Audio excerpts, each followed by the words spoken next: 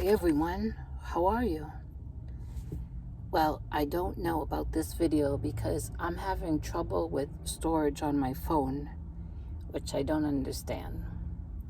Because every month Google sends me a Google receipt that I guess they're taking money out for storage, and Apple also every month sends me a receipt. I think they're charging me $2.99 for extra storage. I don't know. Last week I tried a few times to do video and it kept getting cut off, and I went and deleted a bunch of pictures. I even deleted my Google Map app, which I use all the time to free up space, and I don't know, but I'm here at the laundromat washing a few things for a friend that can't get out. I said I wouldn't mind. I don't mind helping someone if I can. So this morning, I went down to Garland to Jaime from Jaime's Hooked and took her that wicker chest. She was so happy with it. She put it in her living room, like has a coffee table and a storage. So I'm glad she could use it. Not yesterday, but the day before, I finally went through all of the yarn that was in that wicker chest, and I had to throw most of it away. Most of it was really, really old, and it was thinning. I tried crocheting with a couple skeins of it, and it would start off at the right ply, like a 4-ply. It was acrylic. And then as I'm going along, it was thinning out, and then it would get back to that 4-ply. So I was afraid to keep any of them like that. If I make something and then it gets washed, it may come apart in those thin places. So I had to throw most of it away. I still have some I'm going to try to work with and see. I did keep lots of that nice bright yellow, because I want to make some nice happy hats. You know, that's a real cheerful yellow. Make some hats to donate over in Garland at that family that helps the homeless. Like I was telling Jaime about it, I said, I told myself, don't feel bad and don't get disappointed that that yarn had to be thrown out and that I have no room for the chest. And that, yeah, it took time and gas to go over there that day. I think it was Saturday, to pick up that from Facebook Marketplace. Number one, it was free. And I got to thinking, you know, I'm always, or often I'm saying, I strive to be an encourager, and I do. And so I told myself, don't feel bad about it. I have lots of yarn.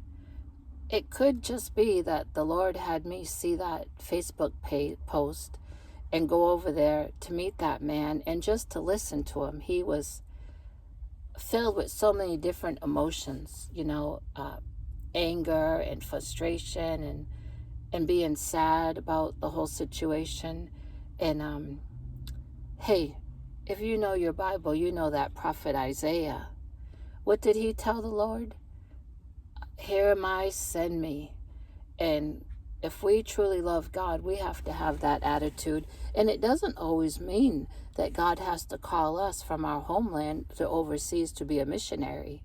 Hey, we can be used of God right where we are at. And it could be the Lord just orchestrated all of that so that man would have someone to listen to that wouldn't judge him, wouldn't criticize his mother for her impulsive shopping, you know, just someone to listen. And that's what I did. I stood there and I listened and I listened, and you know, what else could I do? I told Jaime, a part of me wanted to tell him, do you want me to stay this evening and help you, or come back tomorrow and help you? Because that's my nature, you know, I'm a helper like that. But physically, I knew I could not be lifting all those boxes and sorting out things, and I couldn't help him that way, so I didn't offer. But part of me really wanted to, but I felt I helped in the best way I could, which was just to listen to him. And like I also told Jaime, you know, when people are filled with so many different kinds of emotions and they have no one to talk to, sometimes they make really bad decisions that are permanent, if you know what I mean. Read between the lines. And so hopefully, you know, he felt a little better when I left. He thanked me, you know, for listening. So he realized that I was listening. He realized I was listening and that I wasn't impatient, and I wasn't annoyed with him for venting to me. You know, maybe someone else wouldn't have been able to handle that, and they would have been thinking, well, just give me this free stuff that you posted about and I need to get on my way. And thank God I didn't have to rush, and I was able to listen. And yeah, it would have been nice to be able to keep all that vintage yarn, but it'll be a waste of time to be working with it and either give it away, whatever I make, or try to sell whatever I make, and then it fall apart. So it was a decision I had to make and throw most of it away. But I didn't throw away the wicker chest. My plan was to donate it to that little thrift store in Plano, but Jaime was able to use it, and I'm glad about that. So, hey, we got to make ourselves available for God all the time, all the time. That's just, it's just what we have to do. Oh, my allergies are really, really bad today, but I'm going to get through it. I think it's after 11, and I'm getting kind of hungry. They have snacks here. If I do get anything, it'll just be 75 cents for a package of 6 of those round crackers that have peanut butter, because if my blood sugar has dropped, that will help, and that will be an okay snack. But I just wanted to call you up. I did start yesterday, 9 days late. I did start reading from the book of Proverbs.